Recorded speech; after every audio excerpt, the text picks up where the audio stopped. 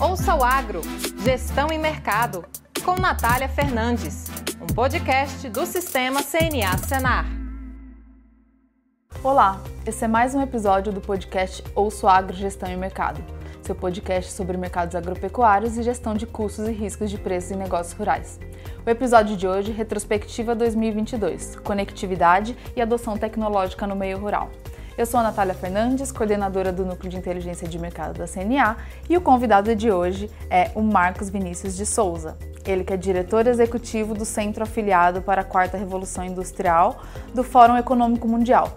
Seja bem-vindo, Marcos. Obrigado pelo convite, é um prazer estar aqui. Eu sou também um ouvinte assíduo aí do podcast e é uma honra estar aqui participando. É um prazer muito grande ter você aqui com a gente.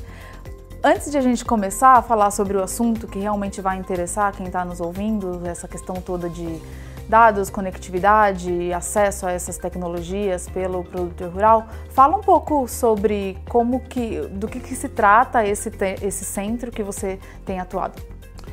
O centro ele foi criado pelo Fórum Econômico Mundial, que é uma organização internacional que fica em Genebra, na Suíça.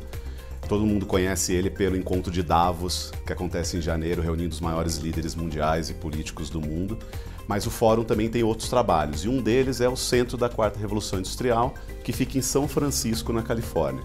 O objetivo do fórum foi criar um centro que pudesse eliminar barreiras e aproveitar oportunidades para que essas novas tecnologias emergentes da Quarta Revolução Industrial pudessem ser disseminadas e escaladas para as empresas, para a sociedade, para governos, de forma mais rápida.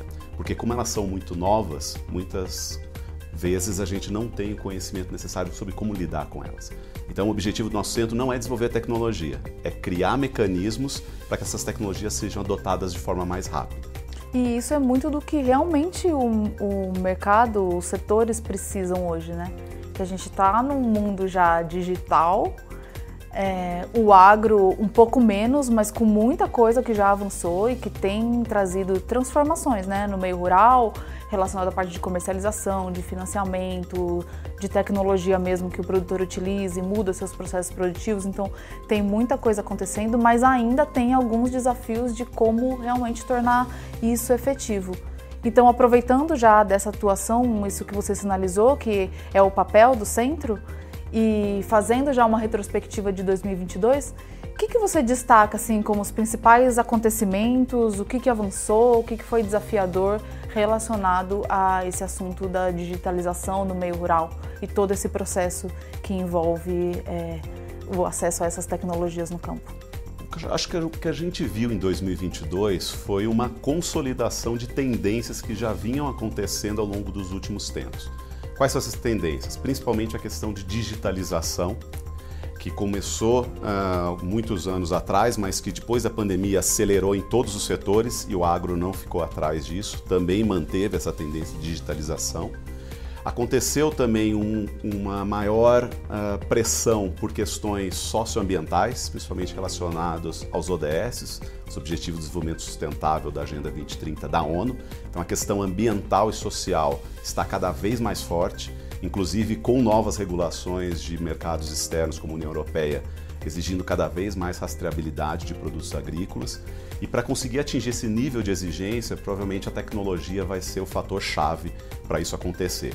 Então você continua vendo uma alta digitalização, não só dentro das fazendas, mas antes e depois delas estarem ali.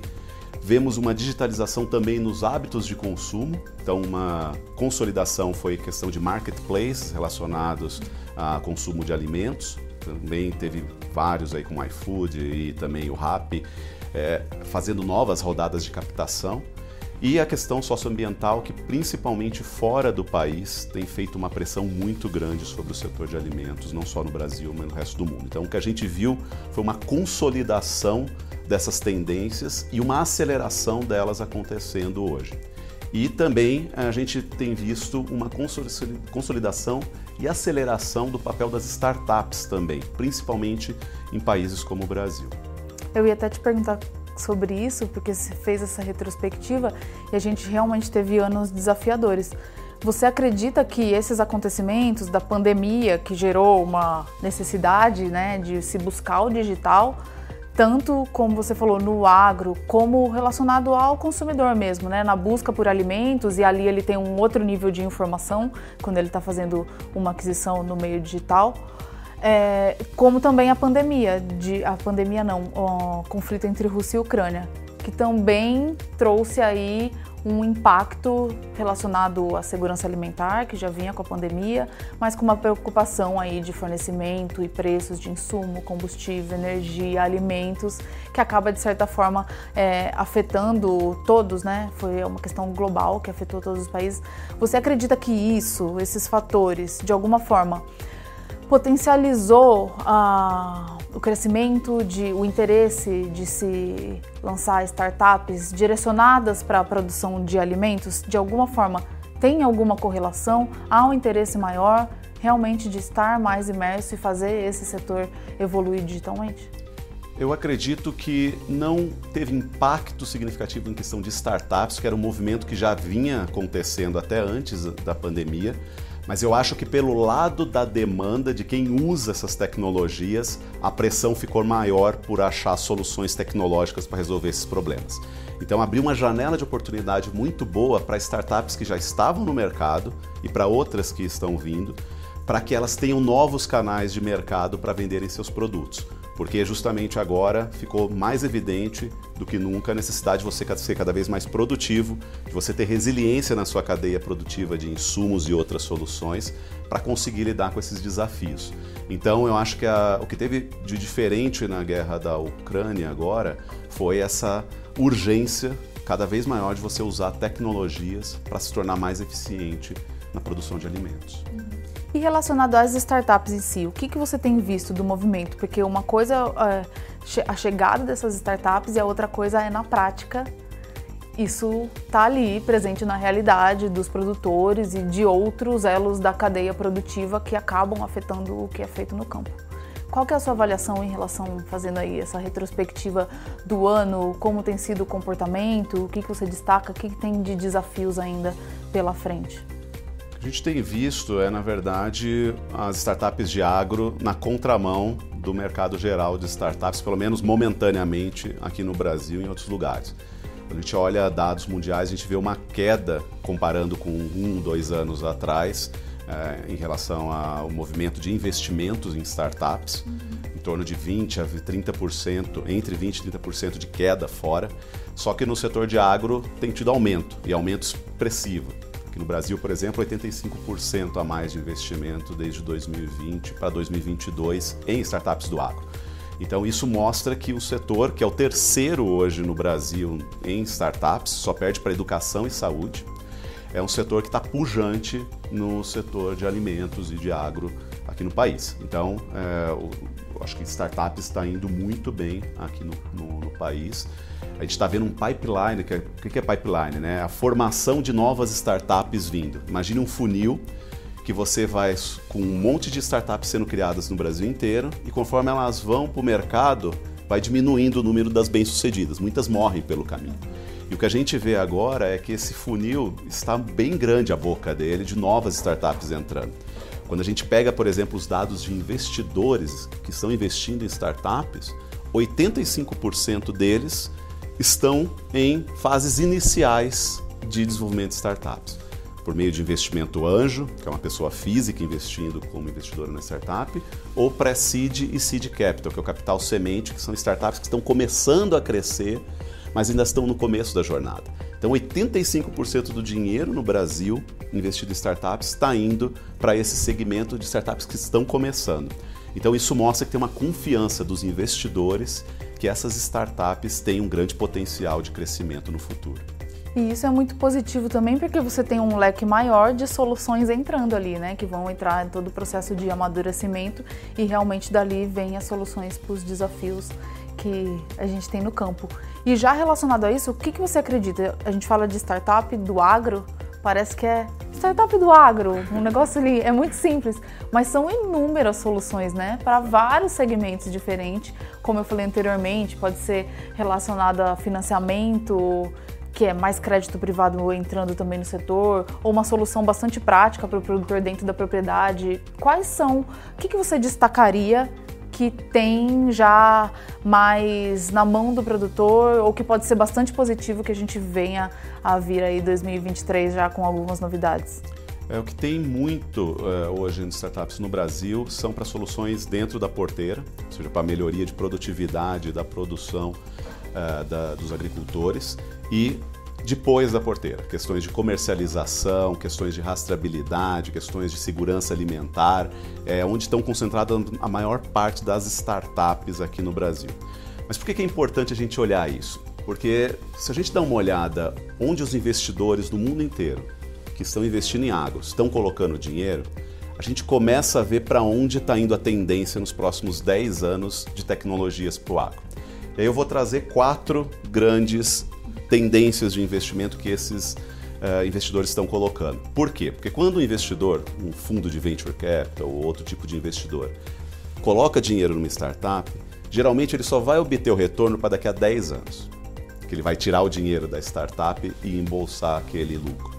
Então, quando você vê ele apostando hoje, o que ele está apostando para daqui a 10 anos estar muito em alta dentro do segmento. Então, são 4, basicamente, segmentos que estão crescendo muito hoje pelos investidores no mundo inteiro. Um é as fintechs de agro, você mesmo comentou. Por quê? Porque foi diagnosticado que o sistema bancário tradicional ou não consegue atender todos os nichos do agro, ou tem soluções melhores que tem hoje no banco para colocar ali. Então, fintechs para agro é um que os investidores no mundo inteiro estão colocando recurso. O outro é insumos biológicos. Como é que você usa questões de vírus, fungos, bactérias, vespas, ácaros para melhoria de produtividade. Isso está sendo puxado muito por questões ambientais e de segurança alimentar, para usar menos defensivos, para você ter coisas mais sustentáveis para aumento da produção. O terceiro são os marketplaces, que são os mercados eletrônicos, onde você consegue vender e comprar produtos agrícolas ou alimentares. Então, eu dei exemplo no começo de duas gigantes aí que captaram rodadas bilionárias de investimento justamente comercializando alimentos. Então, marketplace é algo também que impulsionou muito depois da pandemia, com o novo hábito de consumo das pessoas pedirem coisas em casa. E, finalmente, o que a gente chama de Climatech, né? Que são startups que desenvolvem soluções relacionadas ao combate de mudanças climáticas e questões de sustentabilidade, como rastreabilidade, como as questões de gestão da água, neutralidade de carbono e por aí vai. Então, essas 4 grandes teses de investimento que a gente chama é onde a gente vê grande tendência de crescimento nos próximos anos. E algumas delas você vê que são soluções mais práticas, que realmente o produtor que vai utilizar, e outras não, né? Ele vai fazer, ele vai se beneficiar pelo fato de ter, mas pode ser que ele não seja usuário. Mas eu queria agora que você já puxasse e trouxesse para a gente algumas informações sobre o que você tem visto da adoção pelo produtor rural no campo para essas soluções todas que a gente está falando.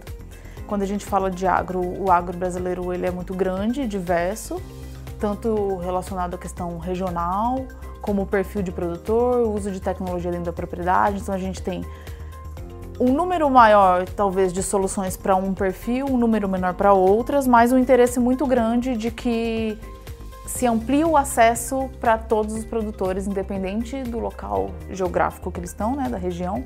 Principalmente essas áreas que já são mais distantes de centros urbanos e têm uma necessidade maior até pela conectividade, como relacionado ao perfil de produtores mesmo, agricultores familiares, que têm uma produção bastante interessante, bastante tradicional no Brasil, são muito importantes nas suas regiões lá e eles também já precisam, né, já têm buscado essas soluções e precisam também. Então, queria que você trouxesse assim, qual a sua avaliação em relação ao processo, ao status atual do nível de adoção e quais são os desafios para a adoção pelo produtor rural por essas tecnologias. Acho que aqui no Brasil, em termos de grandes produtores, a gente está no mesmo nível que outros países desenvolvidos na produção agrícola. Então, as grandes produções aqui no Brasil, elas usam muitas soluções tecnológicas aqui dentro. A preocupação agora é nos pequenos e médios. Como é que a gente faz com que eles adotem mais tecnologias? Porque eles estão muito atrás. Isso não é uma especialidade, uma característica só do agro. Quando a gente analisa o setor industrial, o setor de comércio no Brasil, o uso de tecnologias é muito baixo, principalmente tecnologias digitais que aumentam a produtividade. E aí tem vários fatores para que isso acontece para os pequenos e médios. Tem, por exemplo, a falta de conhecimento que existem soluções que possam ajudar. O desconhecimento de que ele tem problemas ali na produção, muitas vezes nem eles têm conhecimento do problema que ele tem. Então, se você não sabe o problema que você tem, você não vai buscar nenhum tipo de solução. Tem uma questão também que depois que ele descobre que tem um problema, depois que ele descobre que tem uma solução tecnológica para isso, vem a dificuldade de implementar. Ou seja, tecnologia não é algo que você compra numa prateleira e coloca para funcionar automaticamente na sua produção, nem na sua empresa. Nem a gente. Você pega uma solução nova ali e não tem. Exatamente. E no caso de ou empresas, indústrias ou fazendas, propriedades rurais, você vai ter que fazer uma série de mudanças. Mudanças de processo, mudanças de sistemas, treinamento dos gestores, treinamento dos funcionários que vão usar aquilo. Então são várias ações que você precisa fazer dentro da sua propriedade para conseguir fazer o uso daquela tecnologia da melhor maneira possível. Porque caso contrário, você vai estar digitalizando algo que não está bom.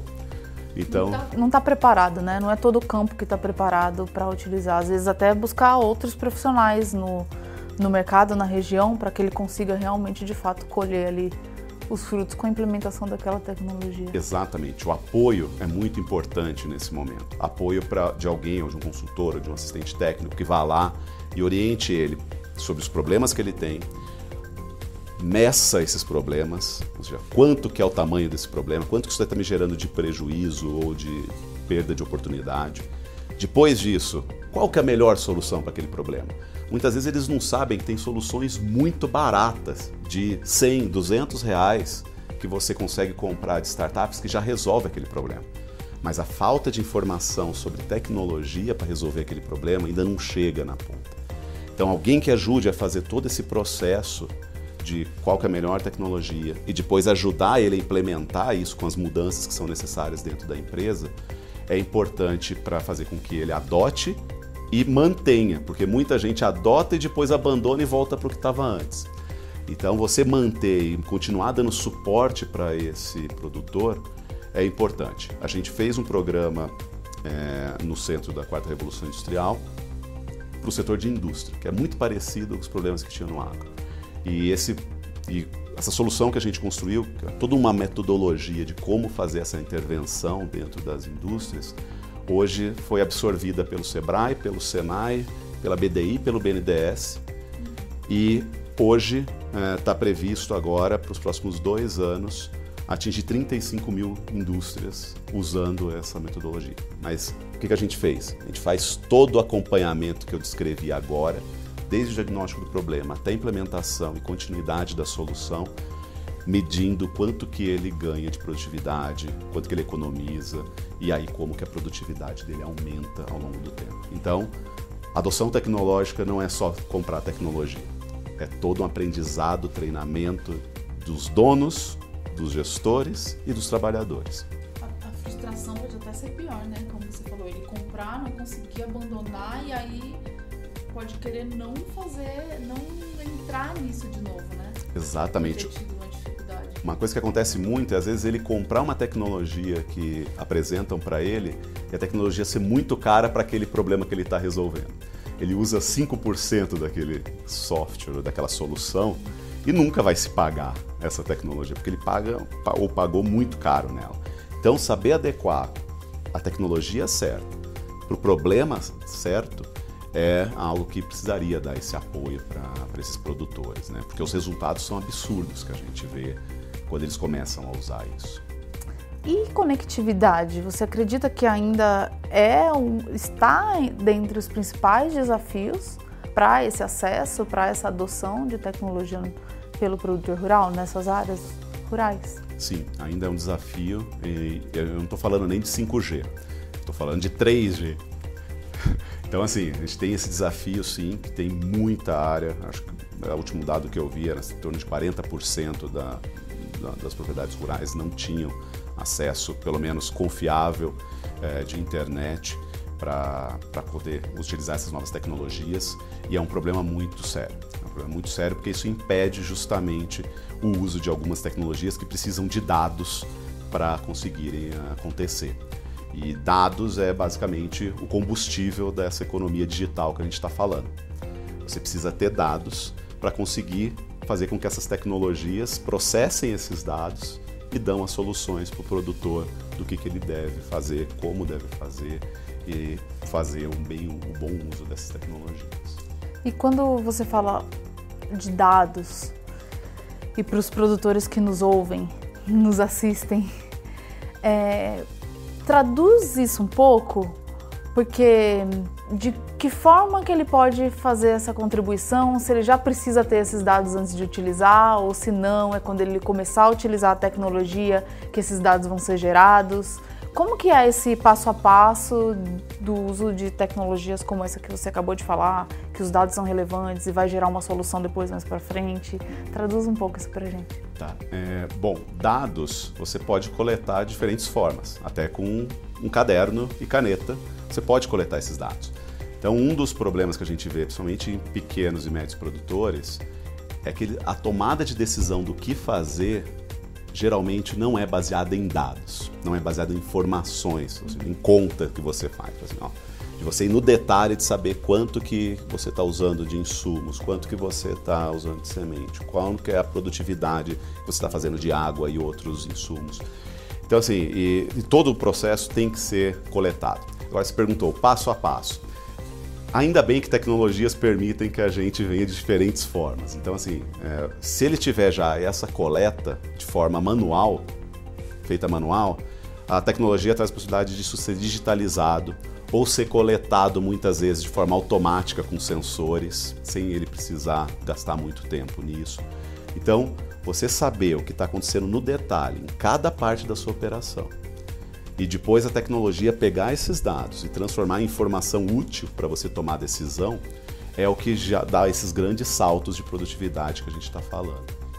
E transformar isso em informações úteis pode ser um chamariz mesmo, né, para o produtor adotar a tecnologia. A gente tem o projeto Campo Futuro aqui do Sistema CNA, que faz o acompanhamento de custos de produção, coleta esses custos junto aos produtores, técnicos de diversas regiões do país e várias atividades, e a gente vê que em muitos casos ainda há uma dificuldade do produtor realmente fazer que seja o seu caderno de campo e fazer algumas anotações. Quando você traz uma solução, mesmo que seja digital, se ele não tiver uma familiaridade àquilo, mas ele vai conseguir alguém, às vezes os próprios filhos, né?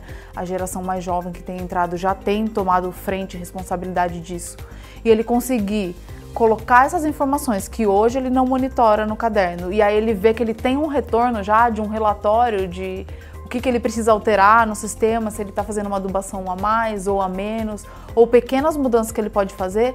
Então essa transformação já numa solução, num relatório para ele, pode ser realmente um chamariz, né? Algo que brilha os olhos e ele fala, eu vou adotar porque realmente traz uma facilidade. Então ele vai fornecer aqueles dados ali para aquela solução e vai ter um benefício em troca. Então isso pode ser bastante atrativo mesmo para o setor e atender uma necessidade muito grande que tem no campo ainda, né? Exatamente. E por que é importante? Porque quanto mais dados você tiver, mais possibilidades que você tem de melhorar a sua produção. A gente tem uma regrinha, principalmente para alimentar essas tecnologias, principalmente inteligência artificial, internet das coisas, essas soluções tecnológicas que a gente tem disponível, que a gente chama de 4 Vs, que é sobre os dados. Então, assim, o primeiro V é que você precisa ter um grande volume de dados. Ou seja, quanto mais volume você tiver de dados, melhor funcionam essas tecnologias. Inclusive dados passados, porque essas tecnologias aprendem com os dados de 5, 10 anos que você tem feito aquilo, e a partir disso ela consegue te dar soluções melhores, mostrando onde que você está errando, onde poderia ter melhor nível de acerto e por aí vai. Então, volume importa.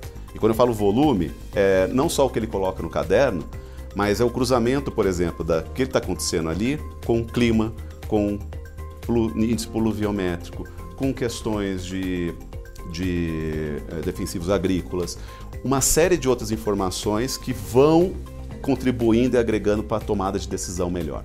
Lógico que o cérebro humano não consegue fazer isso sozinho, muitas vezes, mas a tecnologia está aí para fazer isso. Então, volume é importante para isso.